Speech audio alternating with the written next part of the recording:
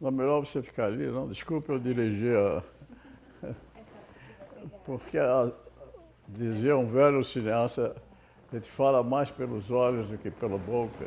A minha história de vida pessoal, essa coisa de biografia, nasceu, estudou, não sei o que, não sei o que, eu acho que não tem a menor importância. Mas biografia que tem esses troços mesmo, né? Encontrou com 5 anos, sabe? Encontrou o primeiro amor com uma rama de flores, o dia da e daí foi... As narrações vão se consolidando, se sedimentando, não é? E depois se passa a repetir as narrações, não é? Supondo que ao narrar você está narrando a sua vida, mas em realidade você está repetindo as narrações. Isso é a base do jogo de cena. Aceite a história tal como ela é e aproveita dela as partes melhores, as partes mais belas, porque há muita parte sombria na história. E é o caso de repetir. A verdade é mentira. Você quer duvidar deste prato de álcool pegando fogo? Eu digo a você, onde está a verdade? Onde está a mentira? Dizem que as duas foram gêmeas, chipópagas, né? Pregadinhas uma na outra.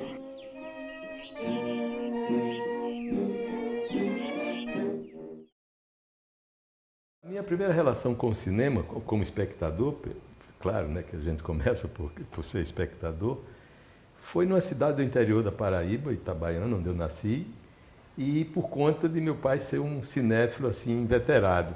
5 anos, 6 anos, eu via cinema porque em Valinhos minha casa, o muro da minha casa dava para os fundos do cinema, né? O cinema de Valinhos, o único que tinha. E eu pulava o muro e entrava por trás. É uma coisa, para mim, assim, muito complexa, porque envolvia muito as minhas relações políticas, minha formação ideológica, militância, tudo. E nada se opunha ao cinema, pelo contrário. A minha busca era tentar fazer com que o cinema expressasse essa forma que eu tinha de ver o mundo, essa insatisfação com o mundo. Quando eu comecei a fazer cinema, não existia nenhuma escola de cinema. A piada era o seguinte, quem quer fazer cinema compra o manual do realizador, era um livro de um russo, Kuleshov, e a gente só tinha aqui a tradução espanhola, que é editado na Argentina. O Tratado de Realização Cinematográfica, era um livro desse tamanho. Então, a piada era a seguinte, não, você não precisa ler, não, você põe debaixo do braço e vai no botequim, fica sempre assim. E um dia vai absorver os ensinamentos do Kuleshov. Era uma época maluca, né, que sabe, você aprendia a ligar o gravador e virava técnico de som. Você estava ali disposto, interessado e disponível, você virava assistente de direção. Todo o pessoal dessa geração, Gustavo, Glauber, Joaquim Pedro, enfim, todos nos formamos em cineclubes. 58, 61 e 63. Essas três bienais, são as 3 bienais, elas trazem consigo a maior exibição, a maior mostra de cinema mundial que o Brasil já teve. Eu perdi algumas, acho que a primeira foi do cinema americano, ainda em 59, essa eu não vi nada. Depois teve uma do cinema francês, que eu vi alguns filmes, de maneira meio esparsa. As que eu acompanhei, assim, vendo quase todos os filmes, foram a do cinema italiano e a do cinema soviético. Eu tenho plena consciência que eu fui o espectador padrão de toda a novela vaga, de todo o cinema novo, de todo o cinema italiano, de todo o cinema japonês. Eu não era cinéfila, mas era o que tínhamos. E também do bom cinema brasileiro, que começa com Nelson, na minha cabeça, não é que começa com Nelson, ao contrário, começa com a Vera Cruz, com o Humberto Laura, aquelas coisas. Mas no cinema comercial e com visibilidade, depois do Rio 40 Graus.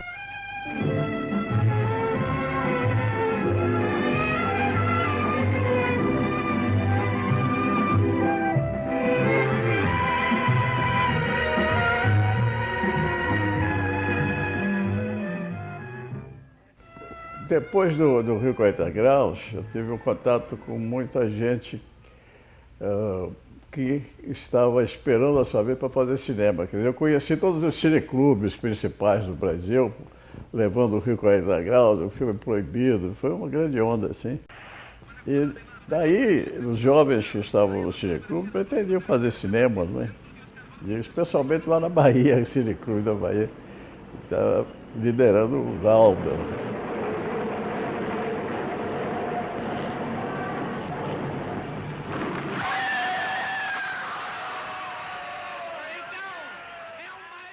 O filme do Nelson, de 40 graus, eu fui na estreia apresentação. Mas foi o último suspiro, entende? Fechou Veracruz, fechou Maristela, fechou tudo. O 57 você fala, depois é que vem um período em que começa Bossa Nova, Brasília, tudo muda, todo o Brasil, e que o cinema novo, no fim dos anos 50, vai aparecer os curtas e tal, e vem o cinema novo. E que nunca as pessoas sabiam como era difícil que alguém respeitasse o cinema feito no Brasil. Eu já estava mais ou menos me preparando, já estava acho que terminando o curso clássico para fazer vestibular, e já tinha algum interesse no cinema, mas assim, como espectador. Mas quando eu vi, era O Homem de Arã, de Roberto Flaherty, que era um filme sem enredo, né? Claro, era um documentário, o primeiro que eu vi realmente de longa-metragem, não tinha atores profissionais, não tinha praticamente, não era nenhuma grande produção, e, no entanto, aquilo tomou conta da plateia. E eu me apaixonei por esse filme. E aí eu fiquei pensando um dia, se eu fosse um dia fazer alguma coisa no cinema, eu gostaria de fazer daquela forma, né? E isso foi o que aconteceu. Pouco tempo depois, eu já na faculdade, eu fui convidado pelo Lindoarte Noronha para fazer com ele e o João Ramiro Melo um projeto do documentário Aruanda.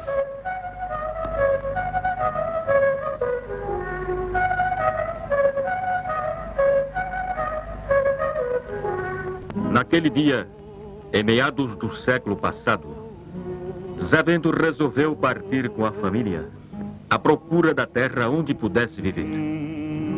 Fugia da servidão, da antiga escravatura.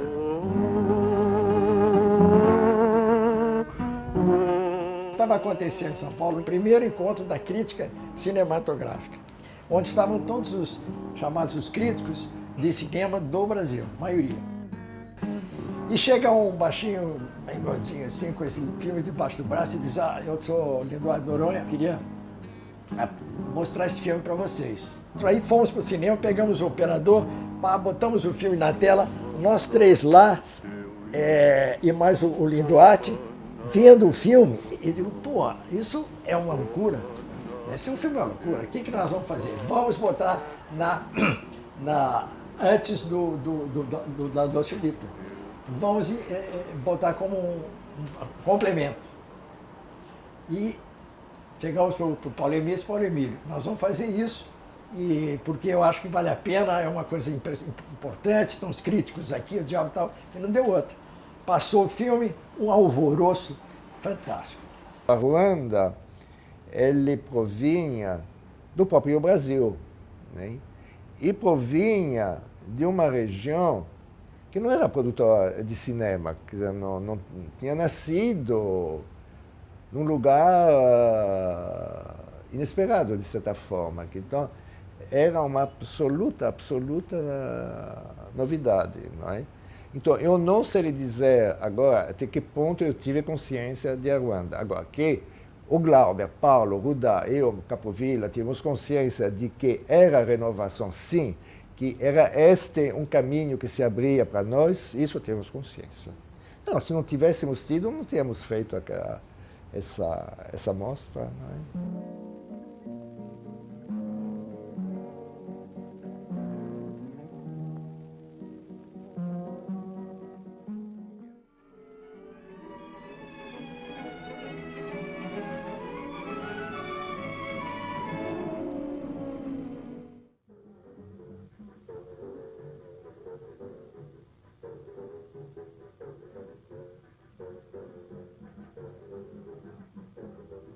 Foi uma sessão única em que apresentamos esses filmes E aí que teve uma briga monumental, não é?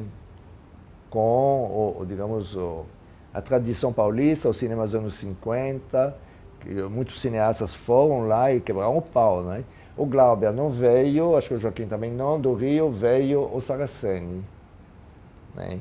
E o Saraceni que seria o responsável, enfim, isso é muito, enfim, o responsável da expressão, uma ideia na cabeça, uma câmera na mão. Estamos ligados, de alguma forma, a um movimento novo de cinema, uma geração nova de cinema, uma nova maneira de fazer cinema, seja lá o que for, que um pouco mais tarde, no início dos anos 70, vai tomar o nome de Cinema Novo, né? O grupo de Cinema Novo era pequeno, era muito engraçado, são poucas pessoas, e que se encontravam, para você ver como a vida era diferente, quase todos os dias, no bar da Líder. A Líder era o laboratório, na rua Álvaro Ramos, onde os filmes eram revelados, copiados, montados, inclusive, tinha salas de montagem. A gente se frequentava muito.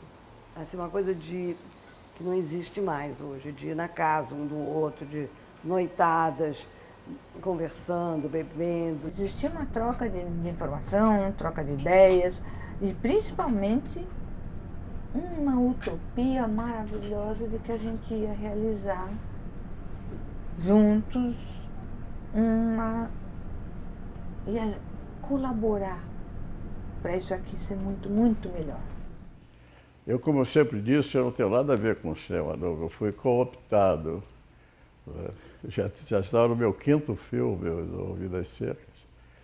Então já começou esse... Nelson, entra nesse clube aqui, claro, com o maior prazer, entrei no cinema novo. Também eu tenho uma definição do cinema novo muito irônica, que é o seguinte: o cinema novo significa a presença do Glauber no Rio de Janeiro. Quando o Glauber baixava aqui, era entrevista para cá, polêmica para lá, então agitava aquilo tudo. Semelhante a uma semana de arte moderna, o que aconteceu. Nós fundamos ou refundamos o cinema no Brasil com esse movimento do cinema novo, né? E é uma coisa que às vezes há uma reverberação, às vezes, sabe? Às vezes você assiste alguns filmes da atualidade que deve muito àquela posição de projetar a sociedade brasileira, de projetar os problemas nacionais, né? De sentir a alma do povo brasileiro, né? Não mais como numa atitude de não produzir só entretenimento, mas identificar as nossas raízes e projetá-las no cinema. Porque o clima cultural, político-cultural da época, era que na cultura do povo, no povo, é que você vai encontrar a solução da identidade brasileira. Quem interpretar como nacionalismo mesquinho o fato de eu me confessar do sertão como maneira de pensar e viver é mesmo um idiota. Prova que não entendeu meus livros e nem seria capaz de entender direito o que nós procuramos aqui frisar com cuidado. Como escritor, eu não posso seguir a receita de Hollywood segundo a qual a gente deve orientar-se sempre pelo limite mais baixo do entendimento. No sertão, fala-se a língua de Goethe, Dostoiévski, Flaubert, porque o sertão é o terreno da eternidade, da solidão. São ali os anjos ou os diabos que manuseiam a língua. Ai, a menina bonita, cabelo de milho verde, no tempo que eu não te vejo, não tenho fome nem sede.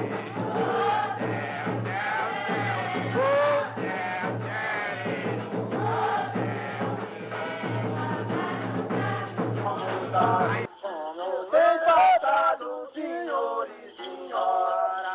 A viola tá desamudada. Somos exaltados, senhor e senhora.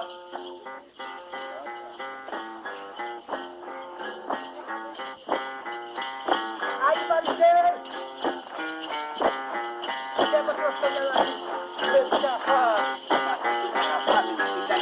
A minha crítica, se eu posso fazer do cinema novo, é que se vivia um tipo de visão de mundo, de marxismo, etc., que ninguém ouvia outro nenhum, né, pô? Enquanto não houve a catástrofe marxista, quem é que ouvia outro? Não ouvia nada, pô.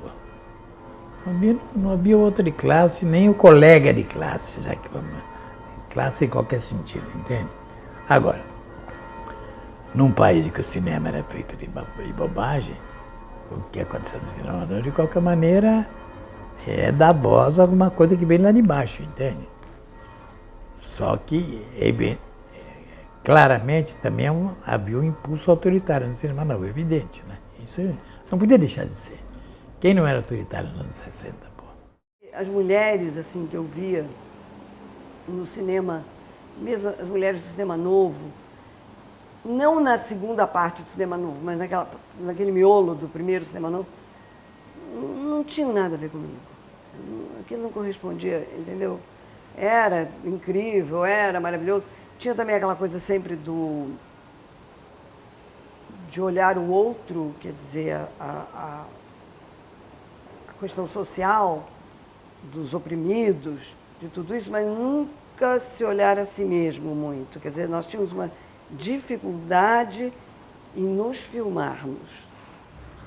O cinema novo era muito machista, chauvinista e bairrista, entende? Muito. Eu fui filhote do cinema novo. Os cardeais do cinema novo, Cacá, Glauber, Jabor, o Nelson me deu muita bola. Joaquim também me deu muita bola. Joaquim me deu o negativo do Pantanal. Joaquim me deu uma parte do negativo. Mas eu tinha consciência, primeiro, eu era paulista. Eu era a paulista. E cinema era coisa de homem, né? Me livra dessas mulheres! Essas mulheres, me livra! Foi hoje uma possibilidade que só teve carinho imenso. Pensei que podia ser assim. Seria mentira dizer mais de mim.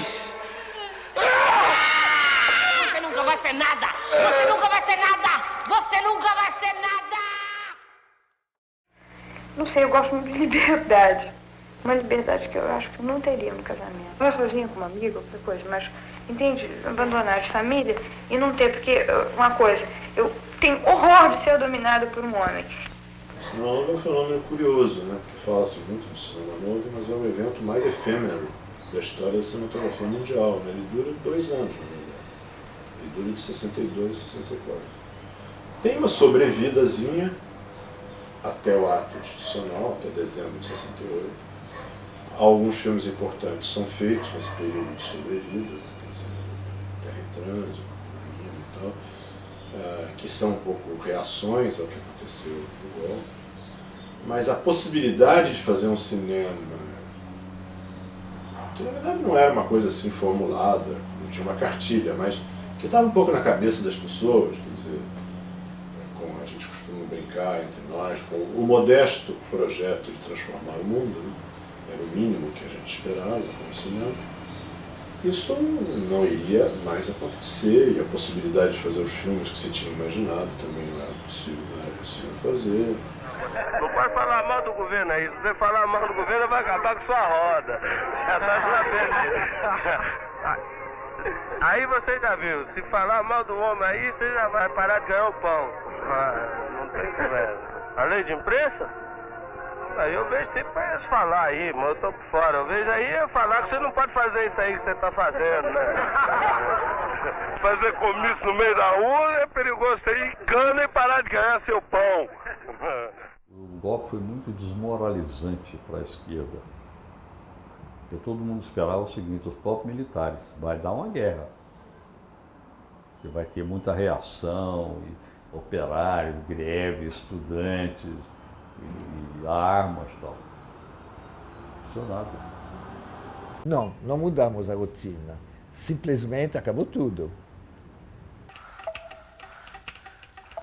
35 dias depois do início da filmagem, no dia 1º de abril, o trabalho foi interrompido pelo movimento militar de 64. Apenas 40% do roteiro tinham sido rodados. Galiléia foi invadida pelo exército e os principais líderes camponeses locais foram presos. A gente voltou a Recife em grupos. Um era Elizabeth, Vladimir e eu.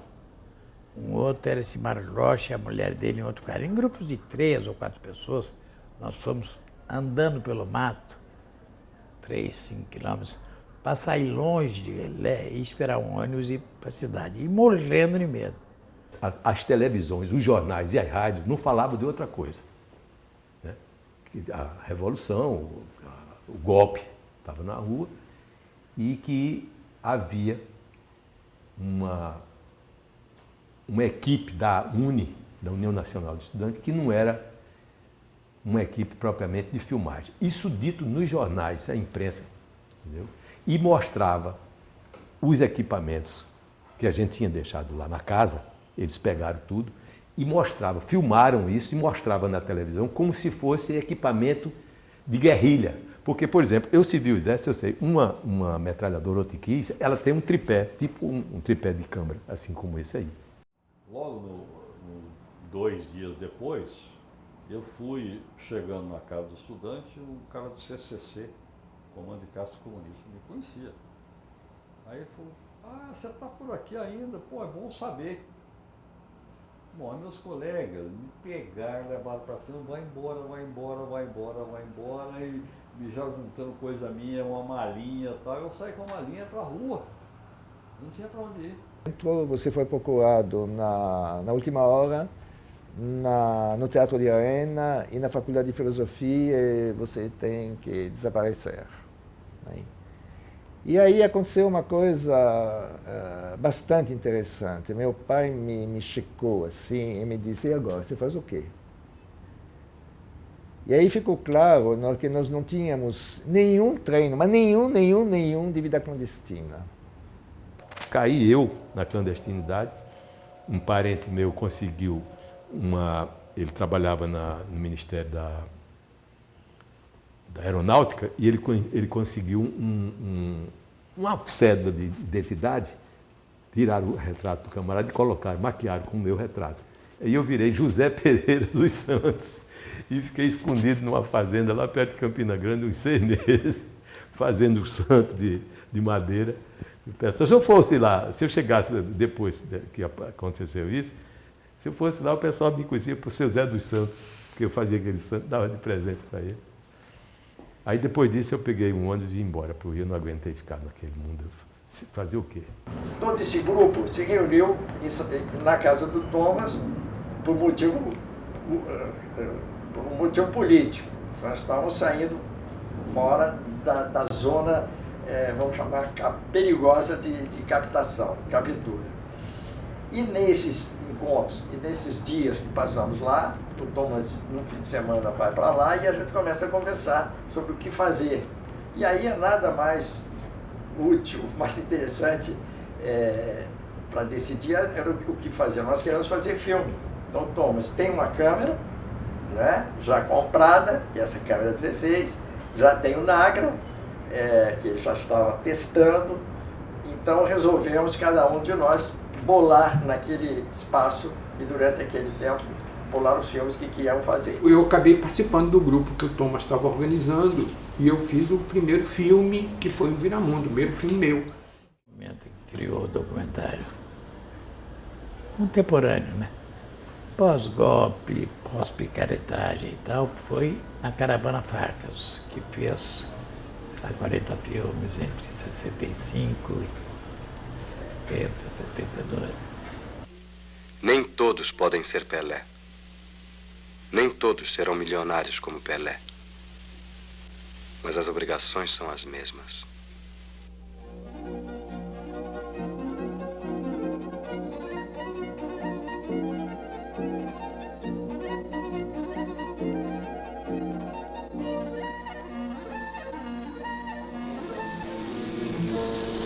Sou Famanás Viramundo, do sertão de Pernambuco. Tudo faço e tudo aviso.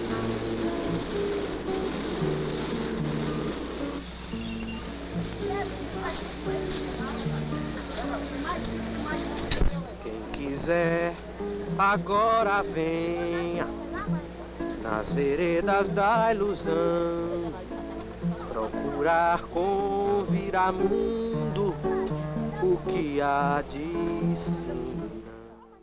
nós podemos afirmar que o que fez Juazeiro foi essa romaria frequente, principalmente as 2 do ano, em setembro, por ocasião da festa da padroeira, e em novembro, por ocasião da festa de finados, da comemoração de finados. Nós podemos dizer que o que fez Juazeiro foram os romeiros, porque o Juazeiro tem se desenvolvido por causa do comércio, e o comércio tem se desenvolvido por causa dos romeiros. Até hoje repete-se. O cinema nasce do cinema, é uma bobagem isso. O cinema nasce da cultura onde ele está nascendo. Seja a literatura, seja no espiritismo, seja o que for. Mas não do próprio cinema. O cinema só ensina o que é óbvio, né? Quer dizer, onde põe a câmera, onde corta, onde monta, onde faz isso, faz aquilo. Mas o conteúdo, as ideias, isso se vê na própria cultura do realizador, né? Cinema, na verdade, não é em absoluto essa operacionalidade de que hoje você tem a facilidade imensa, que é essa câmera que faz tudo, entendeu? E durante o tempo que você quiser. Não. O que é importante é o que você tem na mente. O que é importante é o que você tem no interior, o teu olhar interior. Cinema não é um lazer solitário, um prazer solitário. Então, ele se presta para alguma coisa. O que você está revelando ali, que está construindo, é alguma coisa que tem um valor na sociedade, que tem essa capacidade de reflexão, de provocar reflexão, de questionar tudo. O cinema tem esse valor. E isso é uma busca que, na verdade, você leva a vida inteira. E eu acho que quando você detona isso, você não chega nunca a lugar nenhum, porque não tem parada, não tem onde chegar, entendeu? Eu hoje, aos 76, quase 70 anos de idade, eu tenho a mesma atitude quanto tinha naquela época. Eu não sei.